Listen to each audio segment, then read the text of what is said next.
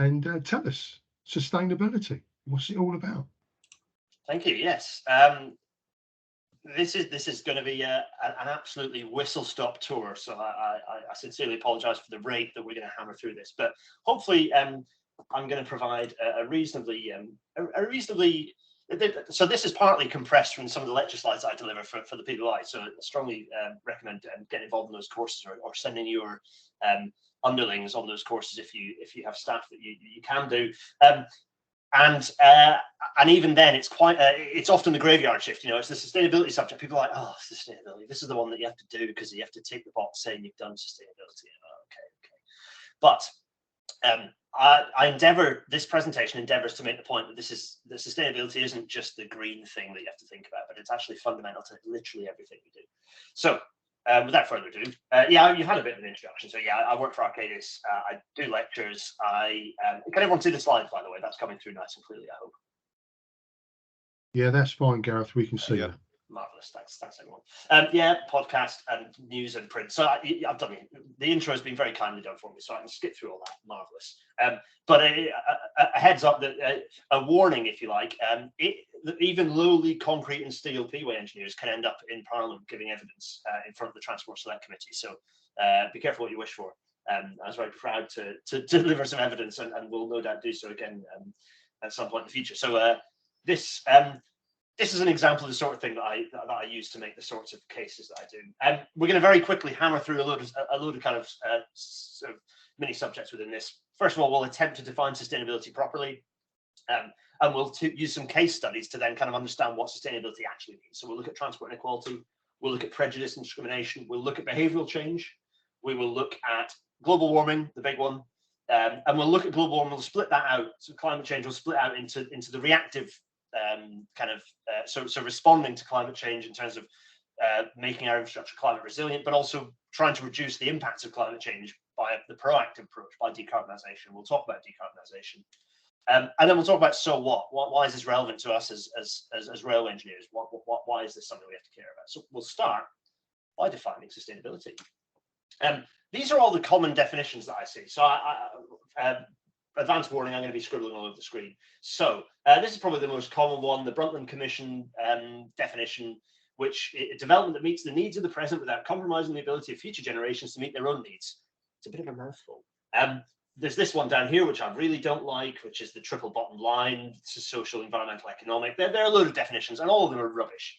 And the reason they're rubbish, well, there's all sorts of reasons they're rubbish, but most of the reasons they're rubbish is because they're word salad. It doesn't actually give us anything useful or tangible as well as anyone, whether we're engineers or anyone else. So I prefer to frame this as a question. Sustainability, prefer to frame it as a question, which is, will the choices we make now be the right ones in the future?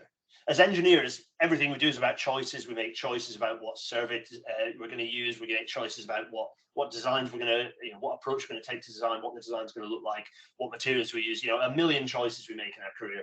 And then each of those choices, we have an opportunity to think, is that the right choice for the future? And that's really what sustainability is. And if you like, you can break that into two separate questions.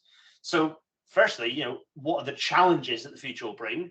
And then from the understanding those challenges, you can understand how those will influence your choices. So for me, sustainability is all about challenges and choices. That's the key thing to remember with sustainability. And as soon as you define it like that, you start realizing, oh, it isn't just green stuff then. It covers a load of other things. For example, transport inequality. Really important one. Britain, very unequal society. We're a poor country that a few rich people live in. And the way that we distribute the ability to access public transport is a very good example of that. Here's a nice bit of railway line. The lovely track materials, looks like G44s with some 56E1 rails, fast clips, beautiful stuff. Not convinced by the vertical alignment through here, and the track support really appears to be lacking. Of course, I'm being facetious. This is dawlish. And when I put these slides together, or rather, when I put the slides together that this slide deck came from, I could use the word recently to describe this. I'm not sure I can anymore because the major dawlish washout was a long time ago. And yet there has still been no effort to provide long-term resilience to what essentially is a break point for a substantial part of the country from the rest of the UK. When this washout happened and severed the kind of the Southwest Main Line, or the kind of the Great Western Main Line down towards this end of Devon and Cornwall, That severed, that was the railway severed for months. That was a substantial part of the country split off from the rest of the country for months. Part of that is as a result of Brunel's bad engineering in the first place, but a sizable chunk of that is that we've not bothered to fix that since, whether that's further reinforcement of this coastline or thinking about providing a more resilient connection to a substantial part of the country, of which a sizable number are, a substantial proportion of the population are kind of quite deprived areas. A good way to split this out is to, and every time I put this slide up, and I put this slide up dozens of times a year, I always say, I wish I need to find the latest data, but it's essentially the story is unchanged. This is transport investment per head by region. So the top one here is London. The big thick white line is London, and they're getting around about £1,000 per head. So this is normalized per capita. So it's per head investment in public transport, in transport infrastructure, sorry. At the bottom here, the two thick lines, the yellow one here is the southwest, and actually even worse than the southwest is this thick red one at the bottom, which is the East Midlands. So the two areas, the two regions of Great Britain that have seen, over the UK actually, because Northern Ireland is on here, that have seen historically low investment. So it's not that you can fix that overnight by going up to £1,000. The reality is that is, tens of billions of pounds of accumulated lack of investment over a very long period of time that requires that a substantial uplift in spending over and above what we have seen in London historically to catch up, to enable that catch up to happen. So it's a serious gap in investment per head, and that has impacts. It has impacts on the fact that you can have sections of the railway getting severed, like at Dawlish, or as we'll see later, the South Carlisle line. It has other implications, and there's another kind of side to transport inequality, which is, we often hear our transport, public transport, particularly trains, are really the preserve of the better off, the well off, which just simply isn't true, because the bottom fifth of earners, the bottom two income deciles here, less than half of households have access to a car. So those people, if you don't provide public transport to them, they're stuck. They can't move around. So actually, public transport is really key to help people who are kind of on lower incomes. So it's really important that we understand that. The public transport, particularly trains, are not the preserve of the rich. We need to shape that idea from our heads. It's a very 1980s view of where the railway gets its income, which is from, Mr. Ben-looking characters with the bowler hat and the umbrella. No, the railway carries a much more diverse number of people and doesn't, and particularly post-COVID, we don't make our money that way anymore. And yeah, okay, so very, very briefly, what can we do about it? Well, all of us, whether we're in senior positions or positions further down the food chain, make decisions daily that impact on some of this stuff. Where do maintenance budgets get spent? Where is the noisiest work going to be happening, and when, and what mitigation do we do? Where do we prioritize mitigation? The impact of doing engineering works on a line that carries, a line that has 6 or 8 trains an hour, for example. Well, halving that service for engineering works is probably less impactful than halving the number of services on a line that gets maybe 1 train every 2 hours. Because all of a sudden that railway is useless, whereas 4 trains an hour is still a pretty decent service. So those sorts of decisions, we all empower, and countless others were empowered to make. But I'll whiz through this because it's already 20 past. So, prejudice and discrimination, huge, wide subject covering all sorts of different things. The shape of the rail network in the UK, particularly places like London, are fundamentally shaped by where poor people lived and whose houses you could bulldoze. And invariably, that as we've gone into the future, that's changed into where different and more diverse communities live. But a very easy subject for us to talk about, because it's one that all of us as railway engineers can influence pretty immediately, is accessibility. Is particularly accessibility at this interface here. This is Vauxhall Station, and as you can see here, there is a high jump from the step of the train down onto the platform surface. This is hopeless. Everyone here is kind of hesitating, making a bit of an awkward step down. How on earth you get? Everyone's hesitating and looking down. You see, everyone's eye line is bloody hell. How do you get up here with a buggy? How do you get a little kid up here? If you're partially sighted, how are you sure that you're putting your foot where it's supposed to be? If you have a wheelchair, or you have a catering trolley, or if you're even just a bit old or a bit tired or a bit hungover and not paying much attention, this is not a safe interface, and there's a lot we can do about it. And this absolutely feeds into the subject of sustainability, and I'll explain why. So, PTI, it presents a problem because of the fundamental conflict between maximising structure clearances and minimizing stepping distances. You want the trains to be simultaneously as far away from the platform as possible and as close to it as possible. That's clearly a conflict. And whilst curvature isn't necessarily a problem, it certainly makes things more complicated. You know, we have about 6,000 platforms in GB, and only about a third of those are straight. So clearly a challenge from an interface perspective. You know, you compare a straight platform like this one at Wimbledon with the curved platform at Scarborough that I was at recently. Incidentally, you could very easily fix the problem, you know, fix and straighten the platforms at Scarborough. Just no one wants to spend the money to do so. And so we've got this historic legacy issue of, you know, the railways were built by 100 companies or more quite a long time ago, and we've got these legacy issues of platforms in different places. But is that a good enough excuse? Because the railways have been essentially under single state control, certainly large scale control, centralized control, since the 1920s. So is it really a good enough excuse for us to turn around and say, oh, well, the Great Western Railway built the platforms quite low? Because I don't think it is a good enough excuse anymore. And you can sort of see the problem with the spread of different platform positions. It clearly creates a challenge, but we have a standard position. We have a standard set of offsets for the platform position. 73915, the number that everyone should remember, position for new and modified platforms. So we have a standard position of the platform. How do we then create a circumstance where we have a level boarding interface? Well, actually, it's quite straightforward. I don't think this sound is making its way to you, but it doesn't need to. There's a train pulling up. It's making a squeak. There's some beeping going on, and entirely unplanned, you're going to see the gap filler shoot out from this fantastic Stabner flirt. The gap filler shoots out, the door opens, and a variety of people who are making use of that level boarding come out. So, you know, luggage and indeed a wheelchair, just showing how much better an interface this is than the picture you just saw at the start, you know. And this is not doing anything fancy. This is using technology that the Swiss have had on their trains, you know, mostly Stadler trains, to be honest, for a very long time. But it's not a Stadler-only solution. You know, building the train that has a floor that matches the platform should not be revolutionary. It is not revolutionary stuff. It's a very straightforward thing to do.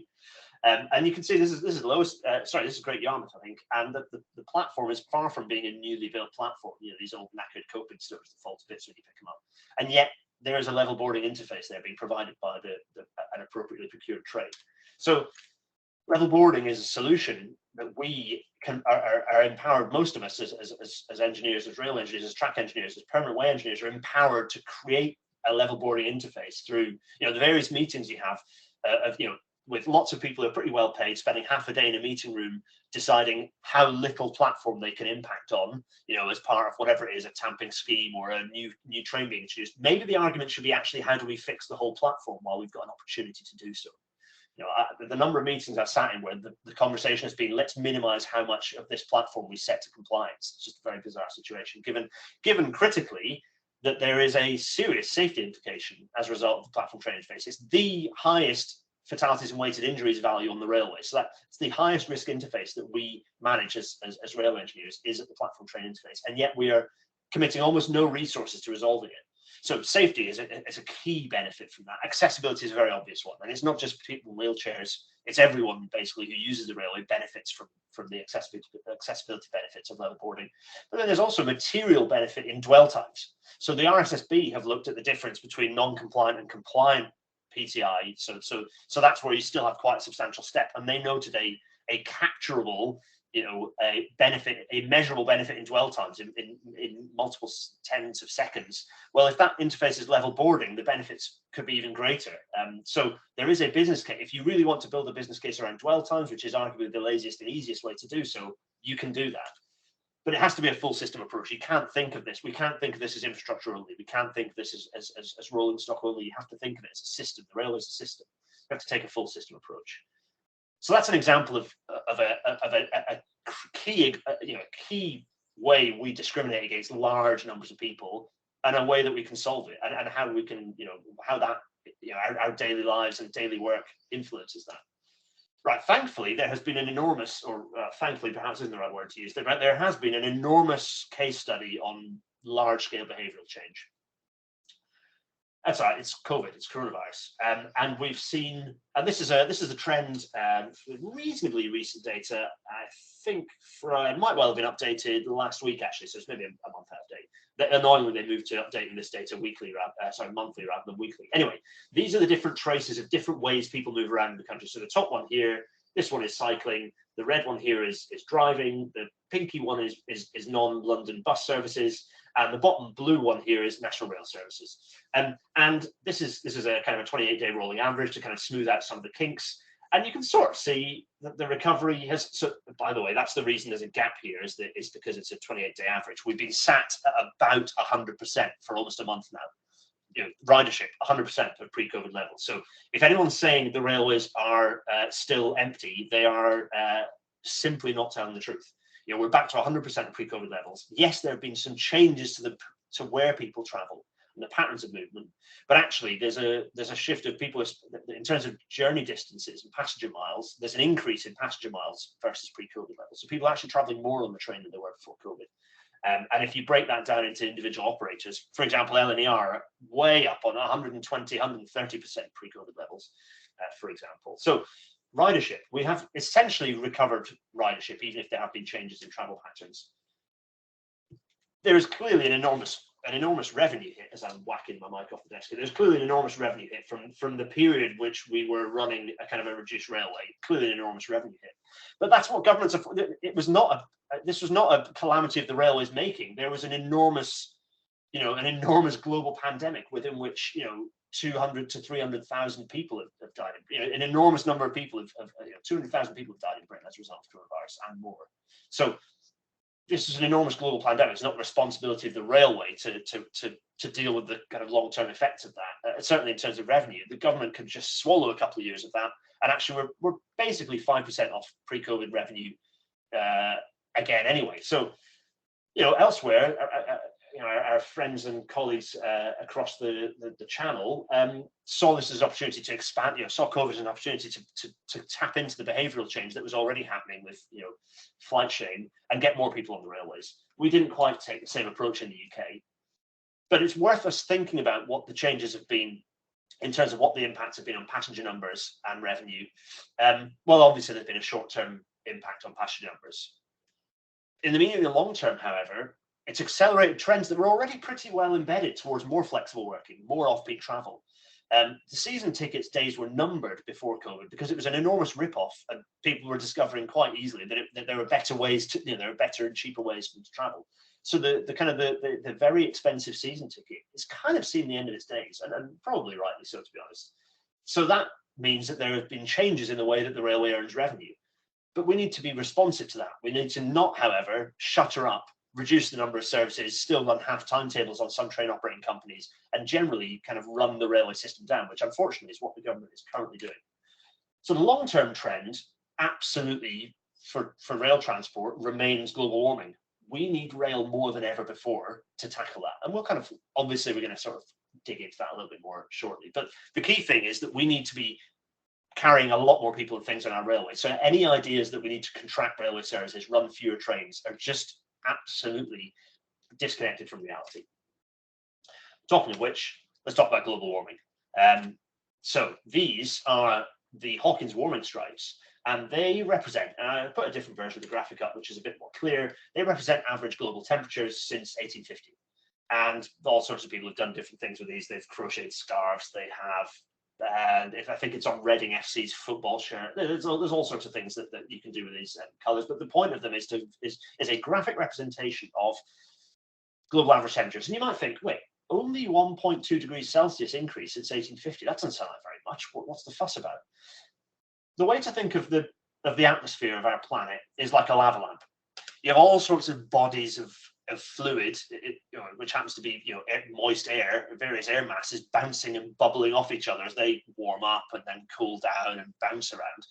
And if you turn the volume, when the temperature's a bit lower, that's quite predictable. It's quite, you can follow it. It's quite steady. You turn the temperature up under the lava lamp, everything gets a bit more chaotic. The air masses start splitting up. You can't really predict what they're going to do. It becomes much more chaotic. That's exactly what is happening to our climate system, to our atmosphere. And the atmosphere is what drives climate. And that kind of answers the next question, well, momentarily, which we'll talk about the connection between climate and weather. In the meantime, though, let's talk a little bit about politics again, because I'm afraid there's no detaching the politics from the reality. And as engineers, arguably, we're at the interface between politics and people in terms of delivering a lot of policy decisions. So let's think of, don't worry, her face is going to disappear momentarily. Anyway, let's talk about the politics of this. So the World Meteorological Organization organized the World Climate Conference back in 1979. So it's a long time ago. So climate change is being talked about in 1979 on the world stage, as as understood science, not as a fringe thing, but as mainstream understood science. 1979. 1988, we had the Intergovernmental Panel on Climate Change was founded, the IPCC, and they've been reporting ever since. Again, 88, long time ago. Thatcher, strangely enough, was a big proponent of doing something about climate change, albeit perhaps from a slightly different angle than many of us on this call. And indeed they had the Centre for Climate Research. A lot of good research continues to be done by that team. That was 1990. Again, you see, this is all a very long time ago. And it took until 1996 before the first kind of pan-national organization set some limits on the rate of temperature increase in the planet. That was the EU in 1996, which I think set a target of some kind of fairly menial target, which I'm afraid we've bust through already, given the rate that we are reducing ppm of carbon dioxide, i.e. we're not at the moment. Anyway, that's the politics. As you can see, that was all a long time ago. So what's the UK done about it since? Well, in 2008, we introduced the Climate Change Act, which is a genuinely world-leading piece of legislation. A lot of talk, a lot less action. But it did put a duty on the UK and on private and public bodies to achieve. In 2008, it was no worse than baseline by 2050. Actually, that's now been improved. This document has been, the act has been updated to be net zero by 2050. So there's clearly discussion of there being action, and this has provided quite a useful piece of legislation. But actions speak louder than words, and let's talk about CO2 emissions in the UK since I arrived on the planet. So industry, this is relative reductions. Industry since 1990 has reduced by 83%. It's a decent reduction. Industry 83%, energy 66%. That's relative terms. You'll see in absolute terms, that's energy accounts for the majority of the reduction. Business 32%, residential 18%. You'll notice a missing sector there, and I'm going to put a giant asterisk next to the transport sector when it appears. So transport has ostensibly reduced its emissions by 5%. However, that 5% includes some slightly dodgy accounting in relation to international and domestic shipping and some international aviation as well. So we're kind of fiddling the numbers a bit. The reality is, as we'll jump to the next slide, is that transport emissions in reality have decreased, or by some measures increased. But basically, there's a 0% improvement in transport emissions. You can see that the lion's share of our emission savings come from this line. That's the energy line, basically getting rid of coal power stations. And the others, you can see, moderate decreases in energy consumption. But the big one is energy. Transport has done nothing. And you can see what that means is that at this point, transport is now the UK's largest source of greenhouse gas emissions. So if you want to if you want to reduce carbon emissions, transport is the big one that you have to deal with. So all the discussions of everything else are less important in relative terms than dealing with transport. And I have to say, looking at this graph and then looking at this quote from the Royal Commission on Environmental Pollution back in 1994, which said the Department for Transport has failed to provide this country with an effective and environmentally sound transport policy. I'm afraid I find it very difficult for anyone to argue that that is not still true. That's still the case. There is no sound transport policy in the UK at the moment. Wales is way ahead. Scotland a bit further ahead. Wales is by far the furthest ahead on this stuff. But England and the UK at large there is no transport policy. There is no kind of transport policy at all. There are a few documents. Gear change was created and has been quite a good document for improving active travel in local areas. Bus Back Better basically has been binned off by Treasury, so much for that. And the Decarbonising Transport Report, which was supposed to be the strategy, was just a lot of words about electric vehicles and made up kind of carbon-free flights, which won't be a thing before the middle of this century. So it's, not a great picture, to be honest. I had to add this slide in because I delivered this to the DFT and they weren't and I thought I probably need to put something in to say they've done something. Anyway, right, let's park the DFT and Treasury and government and think about our lava lamp again and talk about, okay, so climate, temperature increases, but what does that mean for weather? Because weather is a thing that we as engineers have to deal with, certainly from a resilience perspective. Well, some examples. climate, if you've got your lava lamp bouncing around erratically, you're going to get more extremes of different types of weather, because the interfaces between those air masses is often where weather happens. Storms, rainfall, etc. So one of the things you get is, number one, lots of kind of extreme rainfall events, peaks in rainfall that our drainage systems, for example, are not designed to cope with. You'll also get extremes in temperature. So number two, yes, more hot weather. In some cases, you'll get more extremes of cold as well, but the majority of cases, it'll be the hot weather we get. And as any of you who know anything about earthworks will know, we also will get, number three here is we get extreme troughs in rainfall. We get extreme drought. So simultaneously, we will get extremes of rainfall and extremes of drought. And for earthworks, that's really bad news, because essentially you are stressing those earthworks. You're the shrinking and swelling, the desiccation, and then the extreme wet going into earthworks is a really good way to make them fail. So that was a very, very rapid fire look at the way that climate manifests into weather. Let's fire through at extreme speed, because time is against us. Some of the important stuff that we have to think about in terms of sustainability from a climate resilience perspective.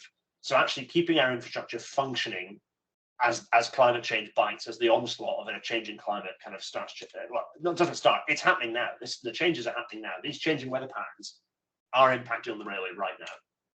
So absolutely crucial document that all of you should have in your little folder of standards and PDFs is, this is the 2015 version, but actually the 2021 version of the Network Rail Climate Adaptation Report. Just Google Network Rail Climate Adaptation Report, get that thing downloaded.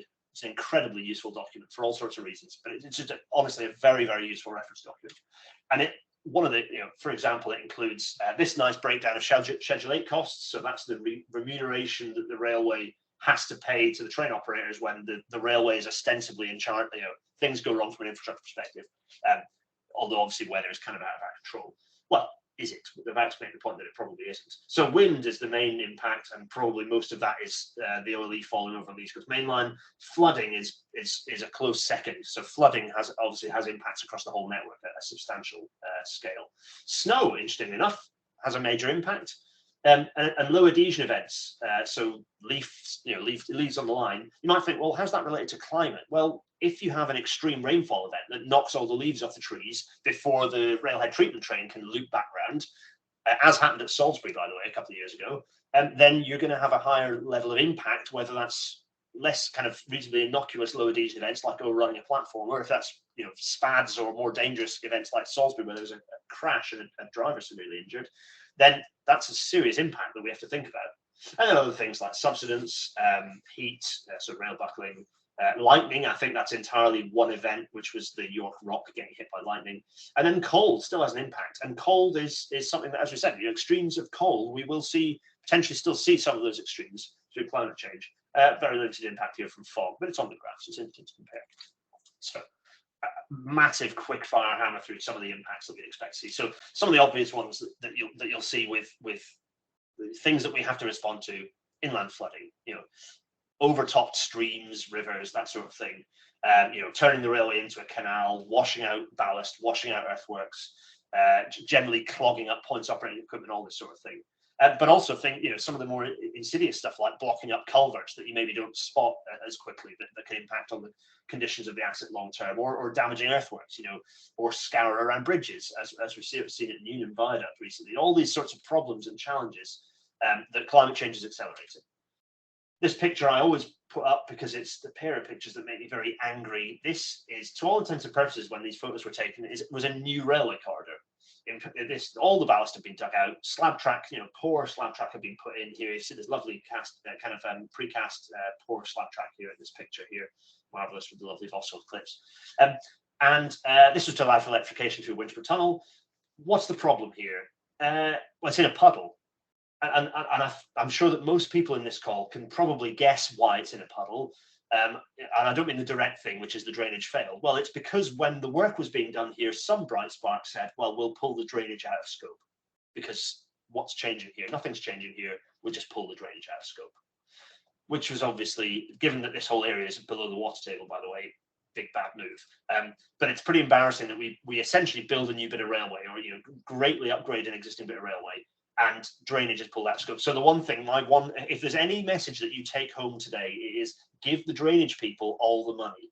Give them all of the money to keep the railway running, because it's absolutely critical that we, as climate change bites and there's more extreme rainfall events, the backlog of either non-existent or knackered drainage is well, it's already overwhelming, and that's only going to get worse. There are things we can do. There are little clever things we can do.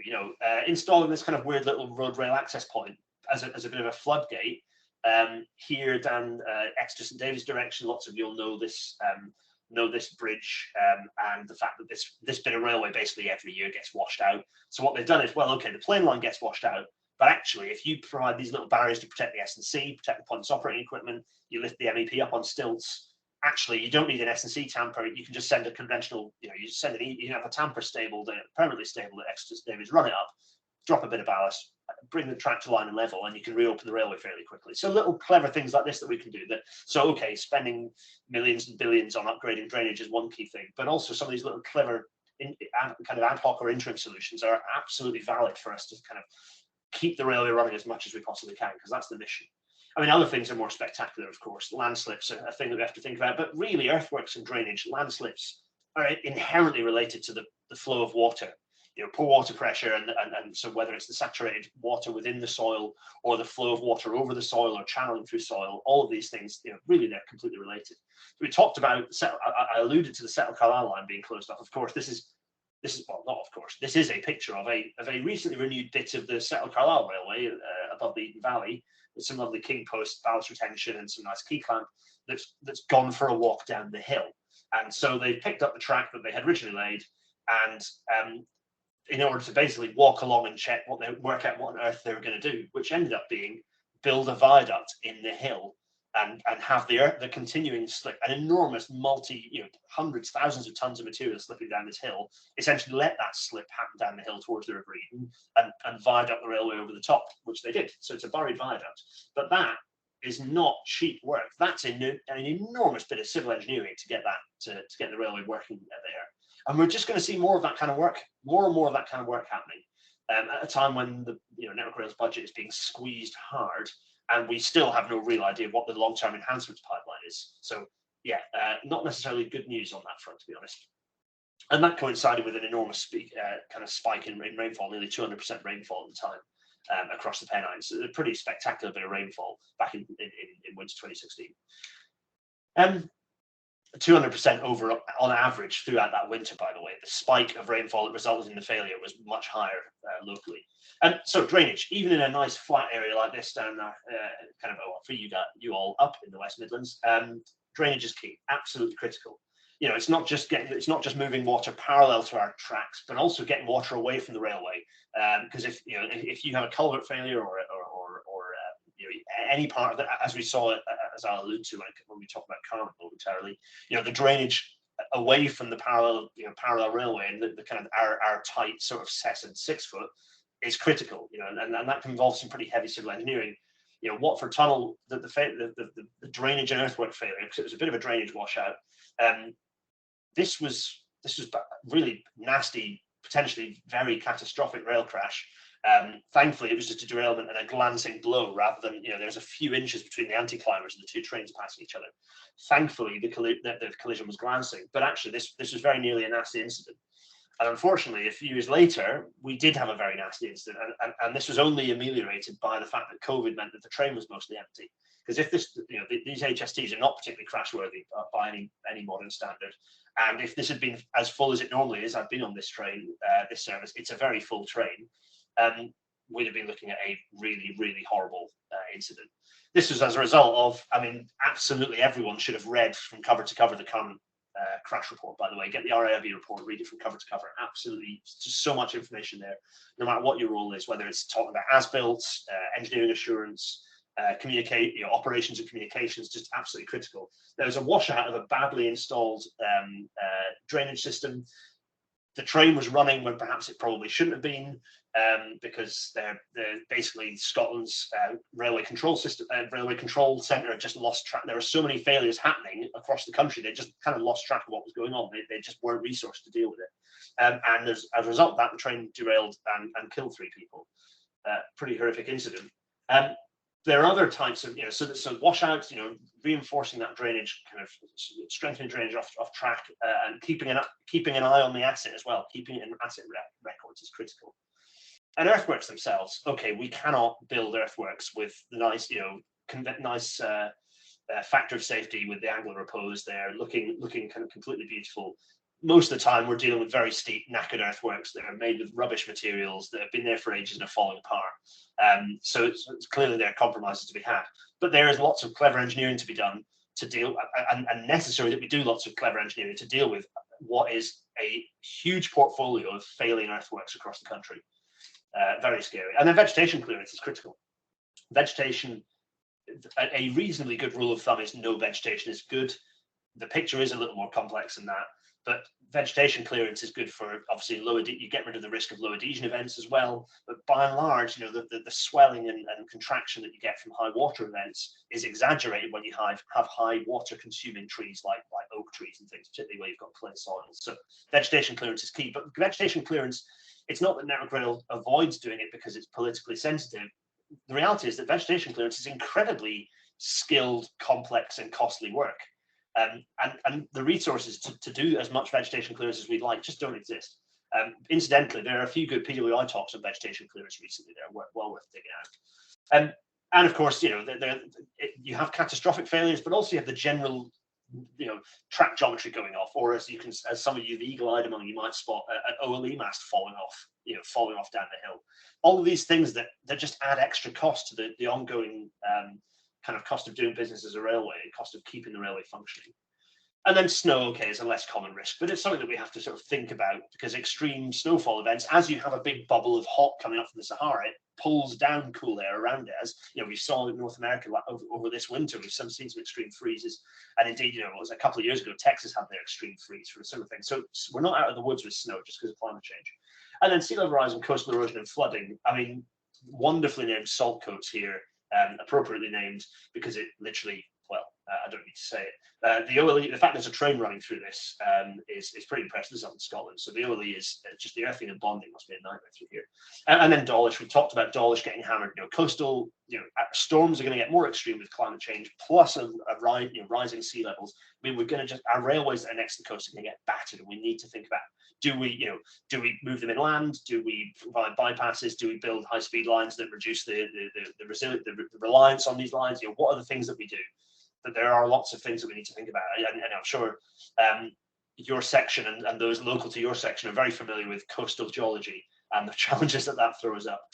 And then heat. So as track engineers, the track engineers of you in the call, which maybe all of you, will be familiar with the impacts of high temperatures on the rails, of course. And so extremes of temperature, nothing like what we saw last year. Having 40 degrees being reached twice in July 22 is really that's catastrophic for us running our railway houses. So yeah, okay, plain line buckles are a bit of a headache, but they're not that common. The challenge is how much of a railway that we have that looks like this. Unstrengthened S&C, all track materials, timbers that are light and that provide much less lateral resistance. Ideally, we want all of that to look like this, but it's not happening overnight. And as I say, investment is being pulled from the railway, so we're getting. It's going to become harder for us to kind of keep on top of this backlog. And things like bridge expansion joints or some of the snazzier things that we might not have had to think about in the past because the temperature range that we have to deal with is narrower. That temperature range is widening because of climate change. It's not just sliding up. Just a change in our stress-free temperature is not going to solve the problem. And then, okay, in extreme cold, yes, you don't want to have an icicle hitting you in the face when you're driving a train or hitting it with a stick to clear it away. But again, climate change means these extremes in either direction are more likely. And of course, storms, wind events, the OLE getting things blown onto it, these are all bad news and stop us from running a railway, which is really the key thing we need to do. So the key theme on this, before we jump on to ameliorating and mitigating some of these challenges, global warming is the most significant challenge facing today's society. It entrenches all of those other things we talked about. So all the other stuff we talked about, transport inequality, prejudice, discrimination, those are all entrenched by global warming. They're made worse by global warming. And in the UK, well, to be honest, everywhere, this means I delivered this in Hong Kong through the PWI to Hong Kong and it's not just in the UK, it's everywhere. It means more weather extremes, whether it's typhoons or what have you. And the solutions must be people-led, not technology-led. What do I mean by that? You get a lot of situations where someone goes, I've got this fancy widget, won't it be wonderful? And they try and make their fancy widget work on the railway, whatever it is. That's not going to cut it, because that's not solved. You've got to think, what's the problem that needs to be solved here? The key critical resource on the railway, it's not bits, it's not even cash necessarily, it's staff, it's skilled people, it's us, members of the PBI and other institutions. We are the key resource on the railway, and technology offers us the opportunity to kind of get over that kind of chronic lack of skilled people. So let's talk about decarbonisation. How do we proactively limit those impacts, ideally to the point where we can still have a functioning railway by the end of the century? My daughter, who I think I just overheard crying downstairs, she will be alive and voting in the 2100s. So the frustration that I get of politicians thinking in 2, 3 or 4 year cycles, or control periods being in 5-year cycles, and us looking no further ahead than that, I can't express the extent to which that is short-sighted and angers me deeply. We need to be thinking about, what do we want the country to look like by the end of this century, or even just by the middle of this century? And part of that is thinking about decarbonisation. So this is what a railway should look like. Not least, it's a nice work site. We'll ignore the little cable spaghetti in the corner, but by and large, we want an electrified railway. Overall, an electrified railway is what a modern railway should look like. It should be the default. Obviously, in the UK, it is not. And a bit of work was commissioned, a fantastic bit of work was commissioned by Network Rail, or for Network Rail. No, it was by Network Rail, by government, done by Network Rail, called the Traction Decarbonisation Network Strategy. They were told not to finish it, but they did. A very useful and handy individual leaked the draft report to make sure that the work that had been done was seen by the public. Good, because it's a fantastic bit of work. Again, find the link. You can search the link easily and get the download. Get that in your PDF collection, because it's a fantastic reference. I'm not going to go through all the text on this slide. It's a very texty slide. The point of it is that this is a summary of some of those benefits. So yes, there's the emissions reduction benefit from electrification, but actually emissions reduction, as we'll talk about very shortly, within the next 2 or 3 minutes, you don't electrify a railway to decarbonise a railway, in the sense that you're not doing it about reducing the emissions from the trains. That's not the main reason you do it. So there are other reasons, things like getting rid of the clag that comes out of these trains. Some of those multiple units with their very kind of tightly compact engines, the NOx emissions from those are horrific. There are illegal levels of pollution in the hellhole that is Birmingham New Street Station, for example. I cannot believe the unions have not just said, we're not sending any staff down there anymore, because it's horrific. You go down there, you get a nosebleed. It's dreadful. Electrificate, and all those roads, all those tracks are electrified, by the way. But ideally, we just have not a single non-electric train running through there.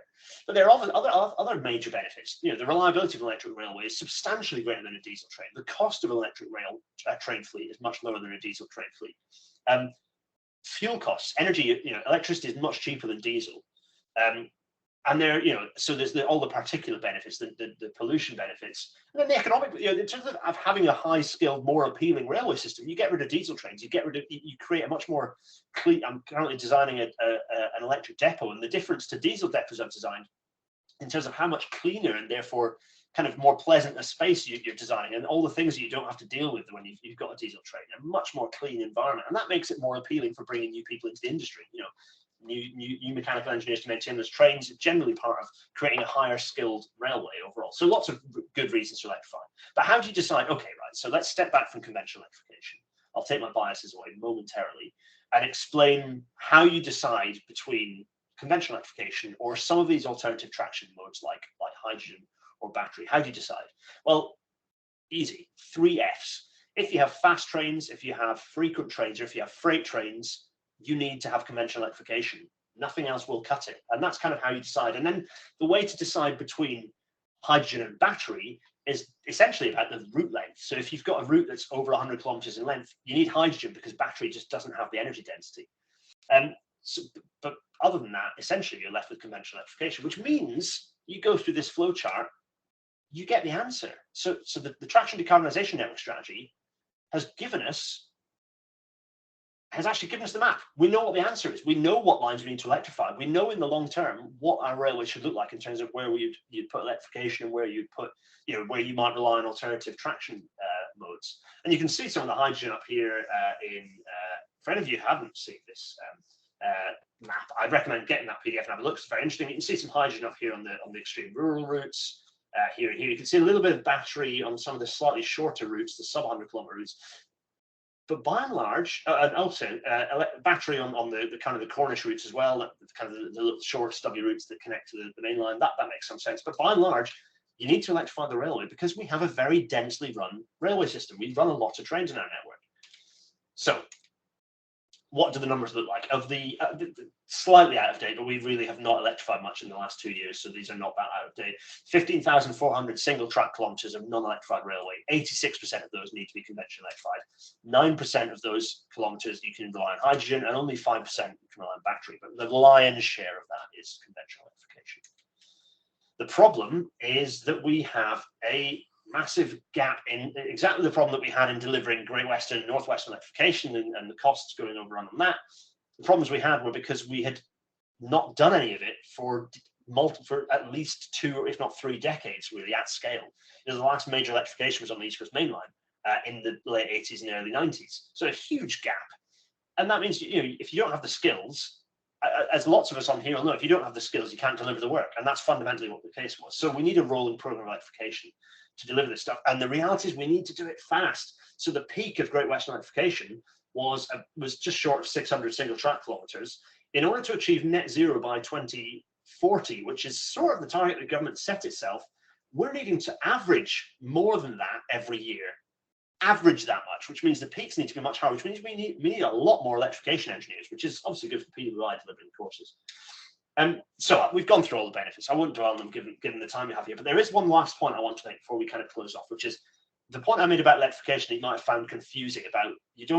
Electrification isn't about decarbonisation directly in terms of reducing tailpipe emissions from the trains. No. Now, why that is, we have to understand mode share.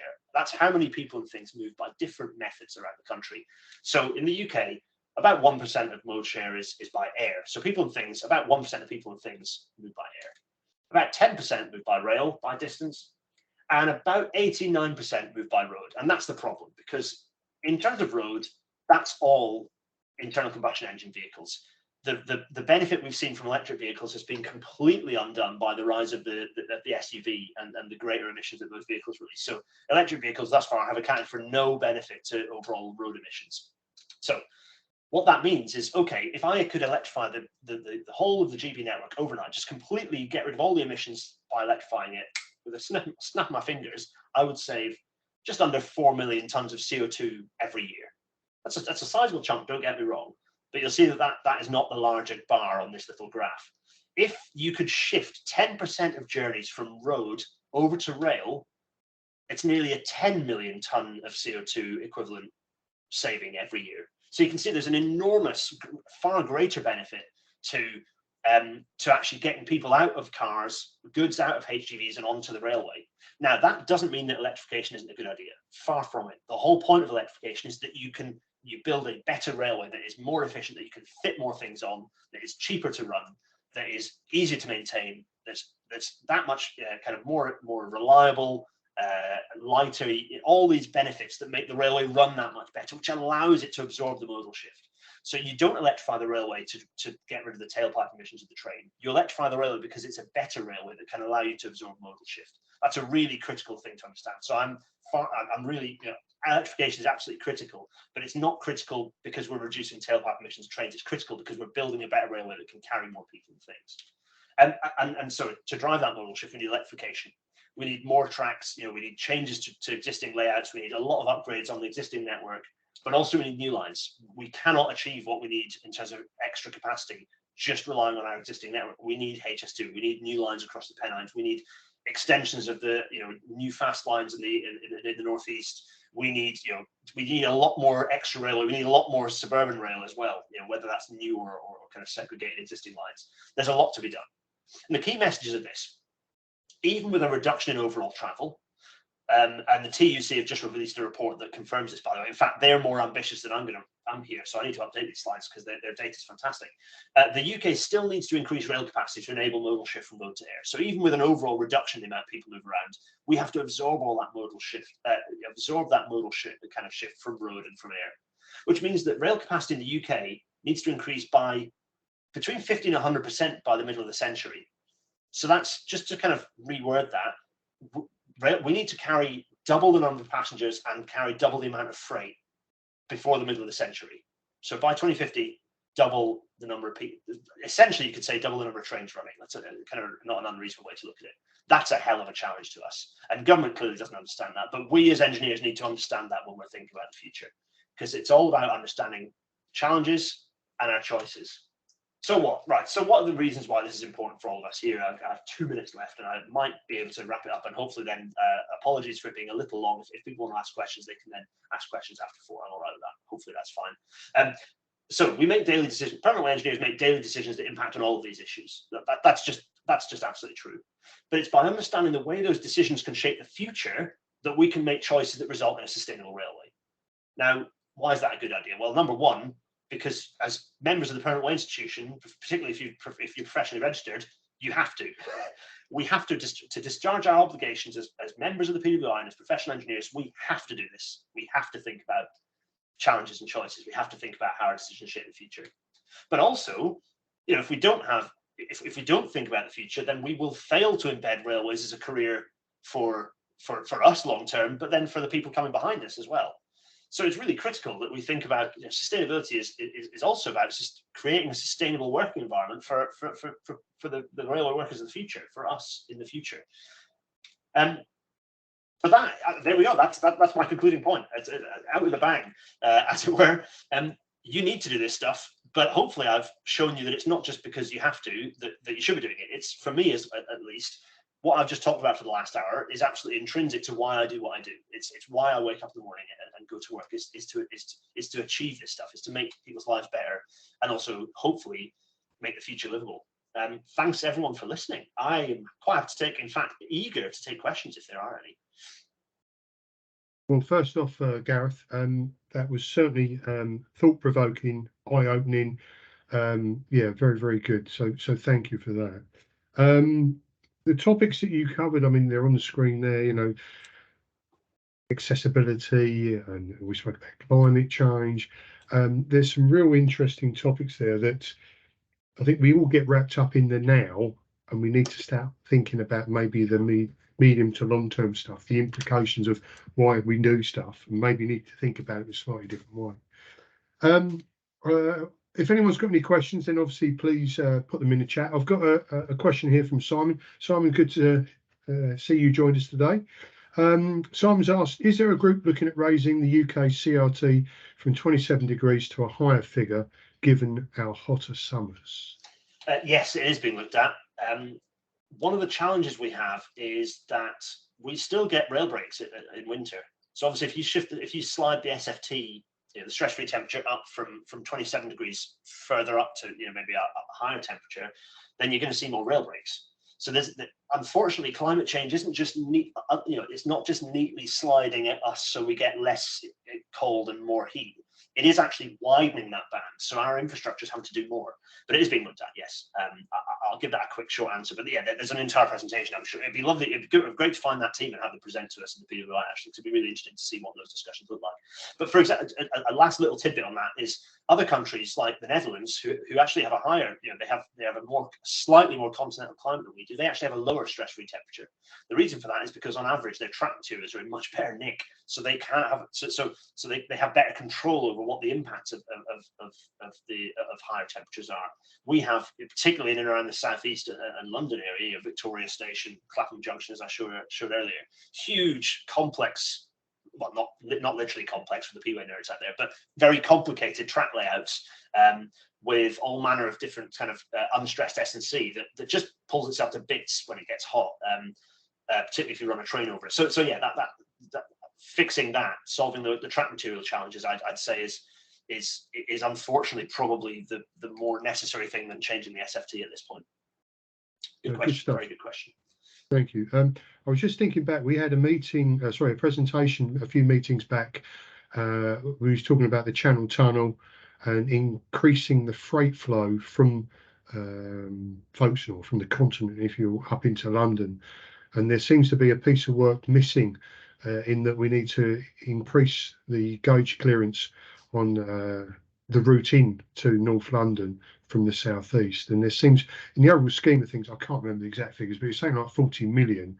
But that would just open it up and enable more freight to both come in and go out. You know. Yeah, I mean, you think about 40 million quid in the grand scheme of things. That's just an enormously tiny sum of money.